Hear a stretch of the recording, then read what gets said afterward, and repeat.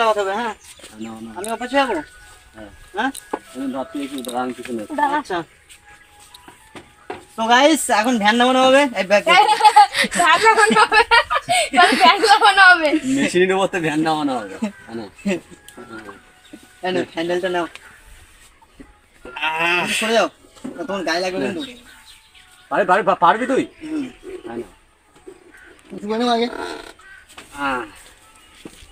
আগে গাইস নেওয়া হচ্ছে বলো।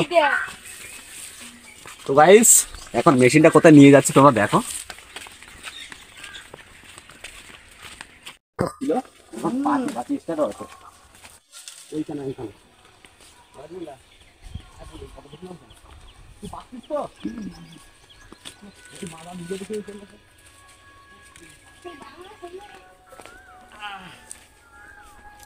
তো guys welcome back to my channel new another video. তো সবাই কেমন আছো? আশা করি সবাই ভালোই আছো। তো চলে আসলাম এই চ্যানেলের নতুন একটা ভিডিও নিয়ে।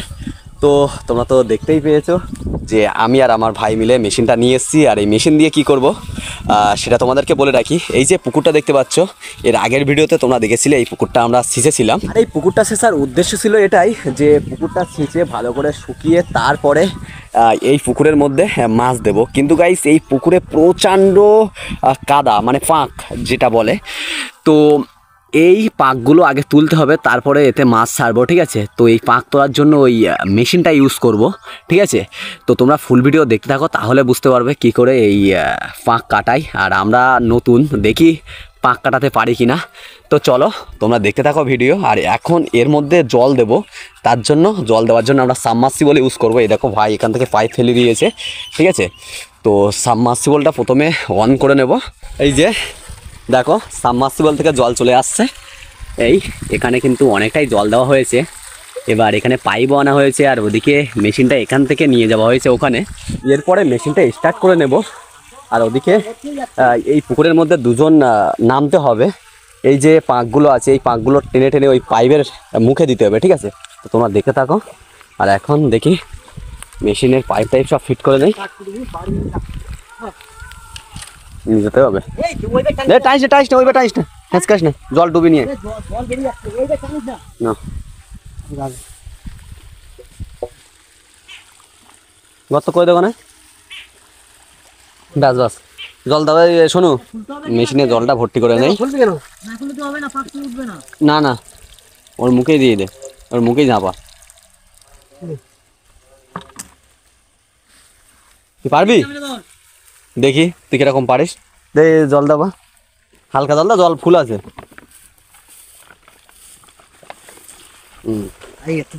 না ওই গ্যানেল আবার সমস্যা, গ্যানেল থেকে জল বেরোচ্ছে। এই দেখ না স্টার মাছ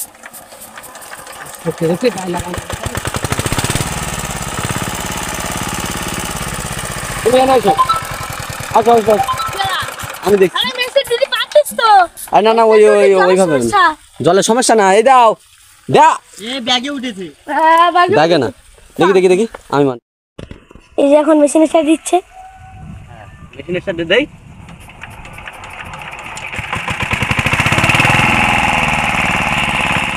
কিন্তু এই যে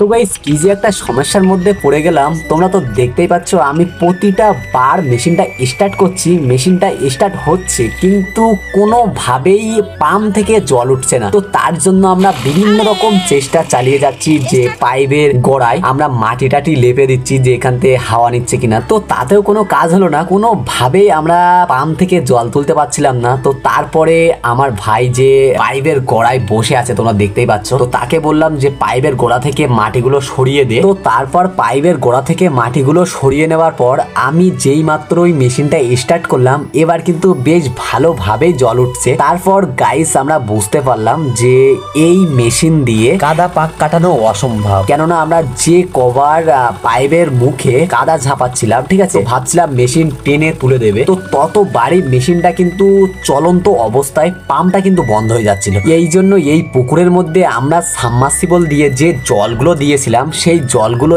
এই মেশিনের মাধ্যমে আস্তে আস্তে আমরা তুলে নেওয়ার চেষ্টা করছি, কেননা এই মেশিন দিয়ে পাক কাটানো অসম্ভব। সরি, মেশিন না, পাম্প দিয়ে। কেন বলছি একথা গাইস, যে এই পাম্পটা দেখতে পাচ্ছ, এই পাম্পের মধ্যে একটা ফ্যান আছে, ফ্যান বা পাখা তোমরা যাই বলো। তো এই ফ্যানটা দুই ধরনের হয়ে থাকে, এক হলো পাক কাটানো ফ্যান আর এক হলো জলতলা ফ্যান। তো আমরা জলতলা ফ্যান দিয়ে যদি পাক কাটানোর চেষ্টা করি সেটা তো হবেই না। তো এই সমস্ত জানার পরেও আমরা একটু বোকামি করে ফেললাম, কেননা আমরা চেষ্টা করছিলাম জলতলা ফ্যান দিয়ে পাক কাটানো যায় কিনা। তো পুরো সময়টা আমরা বৃথা নষ্ট করলাম, ফালতু নষ্ট হলো। এত চেষ্টা করলাম, হলো না।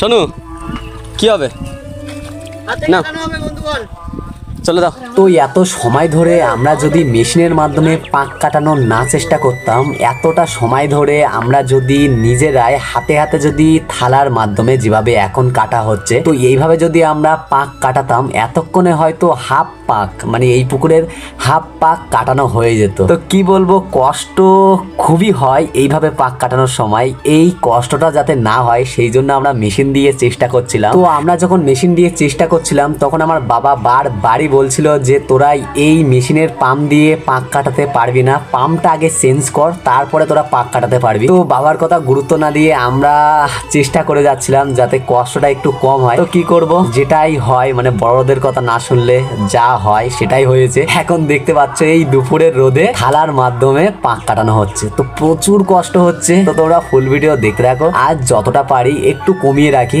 আর কাল সকাল থেকে আবার শুরু করে দেবো পাক কাটানো।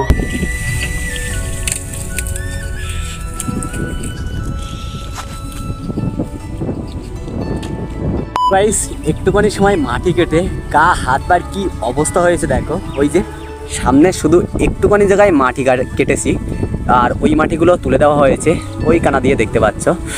আর এখন অনেকটাই ভিজে গেছে। ভেবেছিলাম মেশিন দিয়ে পাক কাটাবো, ঠিক আছে, এই মাটিটা মেশিন দিয়ে কাটাবো, তো হলো না। লাস্ট পর্যন্ত হাত দিয়ে কাটতে হলো, আর এখনও অনেকটাই মাটি বাকি।